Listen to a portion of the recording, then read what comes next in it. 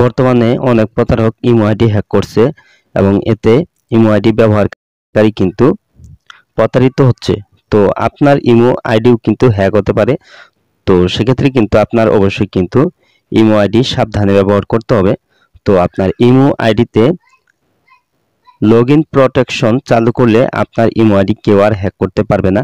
তো কিভাবে আপনার ইমো আইডিতে আপনি লগইন প্রোটেকশন সেটিংটি চালু করবেন, তো তার পুরো প্রসেসটা আজ এই ভিডিওতে আপনাদেরকে দেখিয়ে দেব।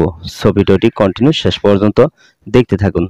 তো আপনার imo ID login protection setting চালু করার জন্য প্রথমে আপনার মোবাইলে থাকা ইমো সফটওয়্যারটি ওপেন করে নেবেন। তো তারপর এখানে বাম পাশে উপরে আপনার ইমো প্রোফাইল লোগোর উপর টাচ করে দিবেন। তারপর এখানে নিচে দিকে আসলে এখানে দেখতে পাচ্ছেন সিকিউরিটি অ্যান্ড প্রাইভেসি সেটিং, তো এখানে আপনি টাচ করে দিবেন। তারপর এখান থেকে আপনি নিচের দিকে চলে আসবেন। তো নিচে দিকে আসলে এখানে দেখতে পাচ্ছেন লগইন প্রোটেকশন সেটিং, তো এখানে আপনি টাচ করে দিবেন।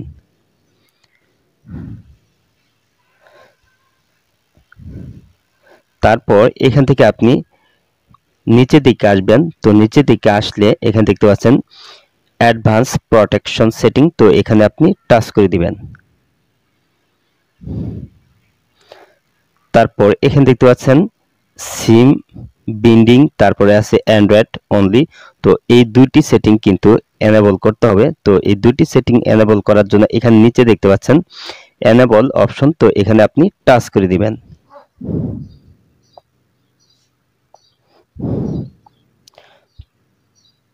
তারপর এখানে পারমিশন চাইলে এখানে নিচে ওকে অপশনে টাচ করে দিবেন। তারপর এখানে অ্যালাউ অপশনে টাচ করে দিবেন।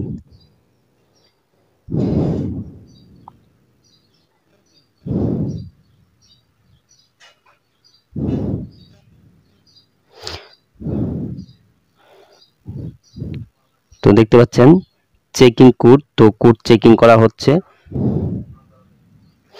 তো দেখতে পাচ্ছেন অ্যাডভান্স প্রোটেকশন এনেবল, তো আপনার ইমো কিন্তু এখন লগইন প্রোটেকশন সেটিং কিন্তু এনেবল করা হয়ে গেছে। তো এখন আপনার ইমো আইডি কিন্তু কেউ হ্যাক করতে পারবে না। তো ইমো আইডি লগইন প্রোটেকশন চালু করার জন্য অবশ্যই কিন্তু আপনার মোবাইলে কিন্তু সিম কার্ডটি কিন্তু থাকতে হবে। সেক্ষেত্রে কিন্তু আপনি সহজেই কিন্তু ইমো আইডি লগইন প্রোটেকশন সেটিংটি এনেবল করতে পারবেন।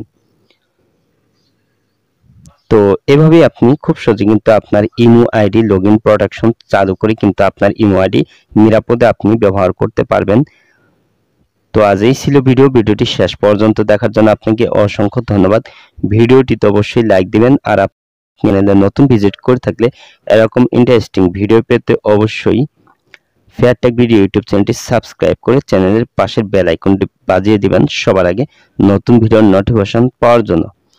তো আজ এই ছিল ভিডিও, তো পরবর্তী ভিডিওতে আবার দেখা হবে। ততক্ষণ পর্যন্ত সবাই ভালো থাকুন। আল্লাহ হাফেজ।